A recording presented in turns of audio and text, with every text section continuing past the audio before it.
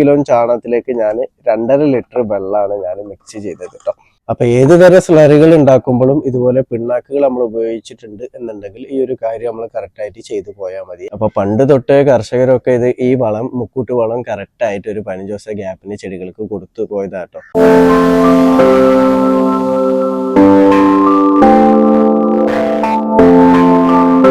Hi, നമസ്കാരം. ഫാസിലാണ്. എൻ്റെ പുതിയ വീഡിയോയിലേക്ക് എല്ലാവർക്കും സ്വാഗതം. ഞാനിന്ന് പറയാൻ വേണ്ടി പോകുന്നത്, നമ്മൾ കൃഷി ചെയ്യുന്നവർ എല്ലാതരം കൃഷികളും, ചില പൂന്തോട്ടം ഒരുക്കുന്നവരാണെങ്കിലും പച്ചക്കറി കൃഷിയാണെങ്കിലും ഇനി ഫ്രൂട്ട്സ് പ്ലാന്റ് കൃഷിയാണെങ്കിലും എല്ലാതരം കൃഷികൾക്കും എല്ലാ കാലത്തും നമ്മുടെ ചെടികളെ വളർച്ചയ്ക്കും നല്ല രീതിയിൽ കായ്ഫലം കിട്ടാനും പൂക്കാനും ഒക്കെ ആയിട്ട് നമുക്ക് കൊടുക്കാൻ പറ്റിയിട്ടുള്ള ഒരു മുക്കൂട്ട് വളം എങ്ങനെയാണ് നമുക്ക് വീട്ടിൽ ഈസി ആയിട്ട് റെഡിയാക്കുക എന്നുള്ള കാര്യത്തെ കുറിച്ചിട്ടാണ് ഇന്ന് ഞാൻ പറയുന്നത്.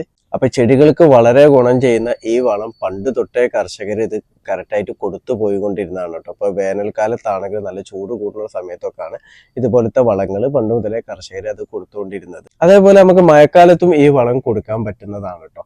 അപ്പൊ ചെടികളെ വളർച്ചയ്ക്ക് വളരെ ഗുണം ചെയ്യുന്ന ഈ മുക്കൂട്ട് വളം എങ്ങനെയാണ് നമുക്ക് റെഡിയാക്കുക എന്നുള്ളത് നമുക്ക് നോക്കാം. അപ്പൊ വീഡിയോ എല്ലാവരും മുഴുവനായിട്ട് കാണാൻ വേണ്ടി ശ്രമിക്കുക. അപ്പൊ നമുക്ക് വീഡിയോയിലേക്ക് പോവാം. അപ്പൊ ഈ മുക്കൂട്ട് വളം റെഡിയാക്കാൻ വേണ്ടിയിട്ട് ആദ്യമായിട്ട് എടുത്തിട്ടുള്ളത് പച്ചച്ചാണകമാണ് കേട്ടോ. അപ്പൊ ഇതിൽ ഞാനൊരു 1 കിലോന്റെ താഴായിട്ടാണ്, 1 കിലോ പച്ചച്ചാണകം നമുക്ക് എടുക്കാം. അപ്പൊ ഒരു ഏകദേശം 1 കിലോന്റെ അടുത്തായിട്ട് പച്ചച്ചാണകം ഞാൻ എടുത്തിട്ടുള്ളത്. അപ്പൊ നമ്മൾ വെള്ളത്തിൽ ആദ്യം നല്ല രീതിയിൽ ഇങ്ങനെ കുഴമ്പ് രൂപത്തിലായിട്ട് നമ്മളിത് മിക്സ് ചെയ്ത് വെക്കണം. വെച്ചാൽ ഞാൻ ഇതിലേക്ക് ഇപ്പോൾ 1 കിലോ ചാണകത്തിലേക്ക് ഞാൻ 2.5 ലിറ്റർ വെള്ളമാണ് ഞാൻ മിക്സ് ചെയ്തത് കേട്ടോ. അതായത് പറ്റ വെള്ളം രൂപത്തിലല്ല, നല്ലൊരു കുഴമ്പ് രൂപത്തിലായിട്ട് നമ്മളിത് ആദ്യം മിക്സ് ചെയ്ത് വെക്കണം. അതുപോലെ തന്നെ നമുക്ക് ഇതിൽ പച്ചച്ചാണകം എടുക്കുന്ന പോലെ തന്നെ നമുക്ക് ആട്ടുംകാഷ്ടം കൊണ്ടും ഈ വളം റെഡിയാക്കാൻ പറ്റുന്നതാണ്. ഇതേ രൂപത്തിൽ തന്നെ മിക്സ് ചെയ്താൽ മതി. അതേപോലെ കോഴിക്കാഷ്ടം നമുക്ക് എടുക്കാൻ പറ്റുന്നതാണ്. ഇതിലൊക്കെ നൈട്രജൻ കണ്ടന്റ് അടങ്ങിയിട്ടുണ്ട്. അപ്പോൾ കോഴിക്കാഷ്ടം നമ്മൾ എടുക്കുമ്പോൾ ചൂടുകാലത്തൊക്കെ ആണെന്നുണ്ടെങ്കിൽ കോഴിക്കാഷ്ടം എടുക്കാതിരിക്കുന്നതാണ് നല്ലത്. അടുത്തതായിട്ട് ഈ വളത്തിലേക്ക് നമുക്ക് വേണ്ടത് കടലപ്പിണ്ണാക്കാണ്. അപ്പൊ നമുക്ക് എല്ലാവർക്കും അറിയാം, കടലപ്പിണ്ണാക്ക് നമ്മൾ ഏത് തരം പിണ്ണാക്ക് വളങ്ങളാണെങ്കിലും നമ്മൾ ചെടികളെ ചുവട്ടിൽ ഇട്ട് കൊടുത്താൽ ഉറുമ്പ് ശല്യം കൂടും. അപ്പോൾ പിണ്ണാക്ക് വളങ്ങളൊക്കെ നമ്മൾ സ്ലറി ആക്കിയിട്ടാണ് ചെടികൾക്ക് ഒഴിച്ചു കൊടുക്കാറ്. അപ്പോൾ അങ്ങനെ കൊടുത്തു കഴിഞ്ഞാൽ ഉറുമ്പ് ശല്യം കുറഞ്ഞു കിട്ടും. അപ്പൊ ഞാനിവിടെ എടുത്തിട്ടുള്ളത് ഒരു 1/2 കിലോന്റെ മേലായിട്ടുള്ള ഒരു അളവിലാണ് കേട്ടോ കടലപ്പിണ്ണാക്ക് എടുത്തിട്ടുള്ളത്. അപ്പൊ അത് ഒരു 1 കിലോന്റെ താഴെ ഒരു 1/2 കിലോന്റെ ലെവലിലായിട്ട് കടലപ്പിണ്ണാക്ക് എടുത്താൽ മതി കേട്ടോ. അപ്പൊ ഞാൻ കടലപ്പിണ്ണാക്ക് തലേ ദിവസം തന്നെ വെള്ളത്തിൽ കുതിർത്തിട്ടതാണ്, ഇതേപോലെ ഒരു കുഴമ്പ് രൂപത്തിലാക്കി എടുക്കാൻ വേണ്ടിയിട്ട്. അപ്പൊ ഇതിലേക്ക് ഞാനൊരു 2.5 ലിറ്റർ വെള്ളമാണ് ഞാൻ ഇതിലേക്ക് മിക്സ് ചെയ്തിട്ടുള്ളത്. അതേപോലെ തന്നെ ചാണകത്തിലേക്കും ഞാനൊരു 2.5 ലിറ്റർ വെള്ളമാണ് ഞാൻ മിക്സ് ചെയ്തത് കേട്ടോ. അപ്പൊ ഇതിങ്ങനെ റെഡിയാക്കി വെച്ചിട്ടുണ്ട്. പിന്നെ ഒരു കാര്യം നമ്മൾ എപ്പോഴും ശ്രദ്ധിക്കേണ്ടതാണ്, കാരണം നമ്മളെ പിണ്ണാക്ക് വളങ്ങൾ നമ്മൾ സ്ലറി ആക്കി ചെടികൾക്ക് ഒഴിച്ചു കൊടുക്കുമ്പോൾ അതിൽ പുളിരസം കൂടുതലായിരിക്കും. അപ്പൊ നമ്മളെ മണ്ണിലേക്ക് അത് സ്ഥിരമായിട്ട് ഒഴിച്ചു കൊടുക്കുമ്പോൾ നമ്മളെ മണ്ണിൽ പുളിരസം വരാൻ, നമ്മളെ പി എച്ച് ലെവല് താഴോട്ട് പോകാനൊക്കെ ചാൻസ് കൂടുതലാണ്. അപ്പൊ നമ്മൾ പിണ്ണാക്ക് വളങ്ങൾ ഇട്ടിട്ടുള്ള സ്ലറികൾ നമ്മൾ ഒഴിച്ചു കൊടുക്കും. നമ്മൾ ശ്രദ്ധിക്കേണ്ടത് ചെയ്ത് ഒഴിച്ചു കൊടുത്ത് ഒരാഴ്ച കഴിഞ്ഞതിന് ശേഷമൊക്കെ 1 സ്പൂണ് ഡോളോമേറ്റ് ചെടികളെ തണ്ടിന്ന് വിട്ടിട്ടായിട്ട് നമ്മൾ ഇട്ട് കൊടുക്കുന്നത് നല്ലതാണ്. അപ്പോൾ മണ്ണിലെ അസിഡിറ്റി ഒക്കെ മാറിയിട്ട് മണ്ണ് പി എച്ച് ലെവല് കറക്റ്റ് ആക്കാനൊക്കെ അത് സഹായിക്കും കേട്ടോ. അപ്പൊ ഏത് തരം സ്ലറികൾ ഉണ്ടാക്കുമ്പോഴും ഇതുപോലെ പിണ്ണാക്കുകൾ നമ്മൾ ഉപയോഗിച്ചിട്ടുണ്ട് എന്നുണ്ടെങ്കിൽ ഈ ഒരു കാര്യം നമ്മൾ കറക്റ്റായിട്ട് ചെയ്തു പോയാൽ മതി. അടുത്തതായിട്ട് നമുക്ക് വേണ്ടത് വേപ്പിൻ പിണ്ണാക്കാണ്. അപ്പൊ വേപ്പിൻ പിണ്ണാക്കാണ് നമ്മൾ ഈ വളത്തിലേക്ക് മൂന്നാമതായിട്ട് നമ്മൾ ചേർത്ത് കൊടുക്കുന്നത്. അപ്പൊ നമുക്ക് എല്ലാവർക്കും അറിയാം വേപ്പിൻ പിണ്ണാക്കിന്റെ ഗുണങ്ങൾ എന്തൊക്കെയാണെന്നുള്ളത്. കാരണം വളമായിട്ടും അതേപോലെ കീടനാശിനിയായിട്ടും നമുക്ക് ചെടികൾക്ക് കൊടുക്കാൻ പറ്റുന്നതാണ് വേപ്പിൻ പിണ്ണാക്ക്. അതേപോലെ തന്നെ കടലപ്പിണ്ണാക്കിന്റെ ഗുണങ്ങളും എല്ലാവർക്കും അറിയുന്നതാണ്. കാരണം NPK കണ്ടന്റ് എല്ലാം കടലപ്പിണ്ണാക്കിൽ അടങ്ങിയിട്ടുണ്ട്. കാരണം കൂടുതലായിട്ട് നൈട്രജൻ കണ്ടന്റും അതുപോലെ തന്നെ ഫോസ്ഫറസും പൊട്ടാഷ്യം അതുപോലെ മറ്റ് ഉപമൂലകങ്ങളും കടലപ്പിണ്ണാക്കിൽ അടങ്ങിയിട്ടുണ്ട്.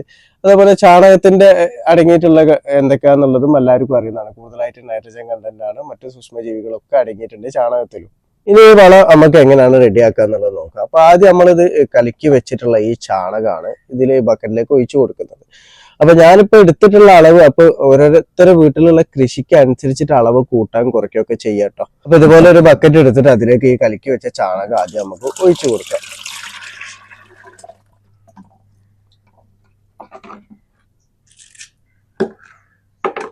അതിനുശേഷം നമ്മൾ ഒഴിച്ചു കൊടുക്കേണ്ടത് ഈ കടലപ്പിണ്ണാക്ക് നമ്മൾ ഇതേപോലെ 2 ലിറ്റർ വെള്ളത്തിൽ നമ്മൾ ലയിപ്പിച്ച് വെച്ചിട്ടുണ്ടല്ലോ. അപ്പൊ അതും ഇതിലേക്ക് നമുക്ക് ഒഴിച്ചു കൊടുക്കാം.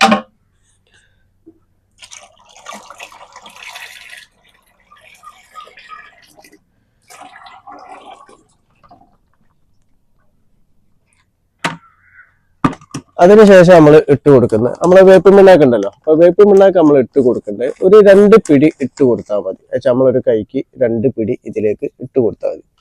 അപ്പോൾ പൊടിപ്പിച്ചിട്ട് ഇട്ട് കൊടുക്കണം എന്ന് ഇല്ല കേട്ടോ, കാരണം ഇതിലുള്ള പൊടി നമ്മൾ കൈ കൊണ്ട് ഇങ്ങനെ പൊടിച്ചിട്ട് ഇട്ട് കൊടുത്താൽ മതി കേട്ടോ. ഇനി നമ്മളിത് എല്ലാ സ്ലറിയും ഉണ്ടാക്കുന്ന പോലെ തന്നെ ഒരേ ദിശയിലേക്ക് നമ്മളിത് നല്ല രീതിയിൽ മിക്സ് ചെയ്ത് കൊടുക്കുക, ഇളക്കി കൊടുക്കുക. അപ്പോൾ സ്ലറി ഉണ്ടാക്കുമ്പോൾ പറയുന്ന പോലെ തന്നെയാണ്, ഒരു 40 റൗണ്ടെങ്കിലും നമ്മളിതൊരു നല്ല രീതിയിൽ ഇളക്കി കൊടുക്കണം കേട്ടോ. അപ്പൊ നമ്മളിത് നല്ല രീതിയിൽ ഇളക്കി കൊടുത്തിട്ടുണ്ട്. ഇനി നമ്മളിത് ചെയ്യേണ്ടതെന്ന് വെച്ചാല്, നമുക്ക് ഒരു ഇപ്പോ ചാക്കന്നെ വേണമെന്നില്ല, ഇതുപോലത്തെ തോർത്തുമുണ്ടായാലും മതി. അപ്പൊ ഇതുപോലത്തെ ഒരു മുണ്ട് വെച്ചിട്ട് അല്ലെങ്കിൽ തുണി വെച്ചിട്ട് നമ്മൾ ഇതൊന്ന് മറയ്ക്കുക. അതിനുശേഷം അതിന്റെ മേലെ ഇതേപോലത്തെ ഒരു നെറ്റ് കിട്ടാന്നുണ്ടെങ്കിൽ അല്ലെങ്കിൽ ഉള്ളിച്ചാക്കൊക്കെ കിട്ടാന്നുണ്ടെങ്കിൽ അത് ഇട്ട് കൊടുത്താലും മതി കേട്ടോ. അതിട്ടിട്ട് ഇത് മറച്ച് നമുക്കൊരു കയറ് കൊണ്ട് ഇത് കെട്ടി കൊടുക്കാം. അപ്പൊ ഇത് കെട്ടിയിട്ട് നമ്മള് തണലത്ത് എല്ലാ സിലറും വെക്കുന്ന പോലെ തന്നെ തണലത്ത് ഓവർ വെയിലടിക്കാത്ത ഭാഗങ്ങളിലാണ് നമ്മൾ മാറ്റി വെക്കേണ്ടത്. അപ്പൊ ഇതൊരു 7 ദിവസം നമ്മൾ മാറ്റി വെക്കണം. അതിനുശേഷം നമ്മൾ രാവിലെ വൈകുന്നേരം ഇതേ രൂപത്തിൽ നമ്മൾ ഇളക്കി കൊടുക്കണം. അപ്പോൾ ഒരേ ദിശയിലേക്ക് തന്നെ ഇളക്കാൻ വേണ്ടി ശ്രദ്ധിക്കുക.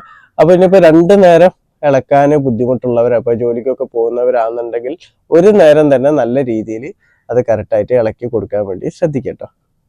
ഇനി ഈ വളം നമ്മൾ എങ്ങനെയാണ് ചെടികൾക്ക് കൊടുക്കേണ്ടത് എന്ന് പറഞ്ഞാൽ, നമ്മൾ ഇതുപോലത്തെ ഒരു കപ്പ് എടുക്കുക. നമ്മൾ ഏത് സൈസിലുള്ള കപ്പാണോ നമ്മൾ എടുക്കുന്നത്, ആ ഒരു കപ്പിന് ഈ ഒരു വളം എടുത്തതിന് ശേഷം അതിലേക്ക് 10 ഇരട്ടി വെള്ളം മിക്സ് ചെയ്തിട്ട് നമുക്ക് ചെടികളെ ചുവട്ടിൽ ഒഴിച്ചു കൊടുക്കുക. ഇപ്പോൾ ഫ്രൂട്ട്സ് പ്ലാന്റ് ആണെങ്കിലും പച്ചക്കറി കൃഷി ആണെന്നുണ്ടെങ്കിലും 10 ഇരട്ടി വെള്ളം മിക്സ് ചെയ്തിട്ട് നമുക്ക് ചെടികളെ ചുവട്ടിൽ ഒഴിച്ചു കൊടുക്കാം. ഇനി നമ്മൾ കടലപ്പിണ്ണാക്ക് നേരത്തെ പുളിപ്പിച്ച് വെച്ചല്ലോ വെള്ളം ഒഴിച്ചിട്ട്. അപ്പൊ ഈ കടലപ്പിണ്ണാക്ക് നമുക്ക് കഞ്ഞിവെള്ളത്തിലാണ് പുളിപ്പിച്ച് വെച്ചത് എന്നുണ്ടെങ്കിൽ ഗുണങ്ങൾ കുറച്ചും കൂടി കൂടും.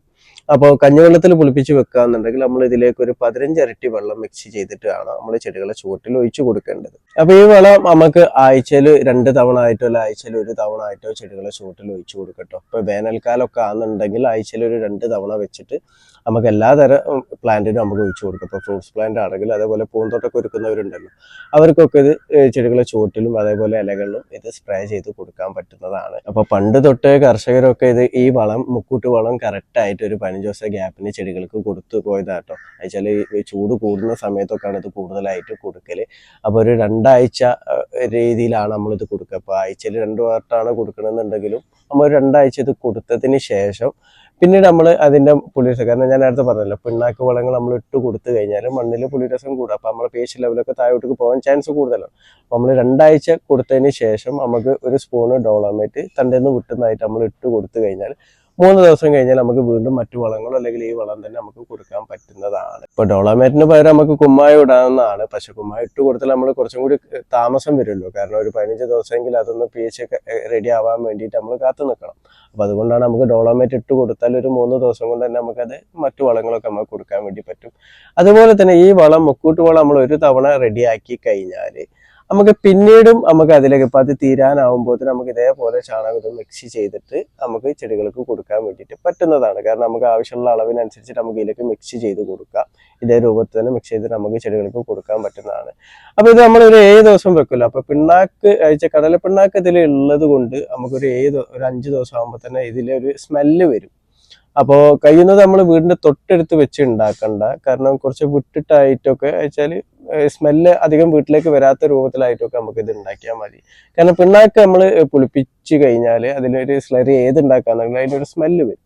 അപ്പൊ ആ ഒരു രൂപത്തിൽ നമ്മൾ കൊടുത്താൽ മതി. പിന്നെ അതാ നമുക്ക് എത്ര കൃഷിയുണ്ടോ അതിനനുസരിച്ച് നമുക്ക് ഇങ്ങനെ ഉണ്ടാക്കി പോയാലും മതി. ഇനി കൂടുതലായിട്ട് ഉണ്ടാക്കി വെച്ച് എന്ന് വിചാരിച്ചിട്ട് അതിന് കേടുമില്ല കേട്ടോ. അപ്പൊ ചെടികളെ വളർച്ചക്കും അതേപോലെ കായ്ഫലം കിട്ടാനും പൂക്കാനും ഒക്കെ നല്ല ഗുണം ചെയ്യുന്ന ഈ മുക്കൂട്ട് വളം നമുക്ക് വീട്ടിൽ ഈസി ആയിട്ട് തന്നെ ഉണ്ടാക്കാൻ പറ്റുന്നതാണ്. അപ്പൊ എല്ലാവരും ഇത് വീട്ടിൽ ട്രൈ ചെയ്ത് നോക്കുക. അപ്പൊ ഈ വീഡിയോ നിങ്ങൾക്ക് ഉപകാരപ്പെട്ടത് മറ്റുള്ളവരിലേക്ക് ഷെയർ ചെയ്ത് കൊടുക്കുക. അതുപോലെ തന്നെ ഈ വീഡിയോ നിങ്ങൾക്ക് ഇഷ്ടപ്പെട്ടാൽ തീർച്ചയായിട്ടും നിങ്ങൾ ലൈക്ക് ചെയ്യാൻ മറക്കല്ലേ. താങ്ക്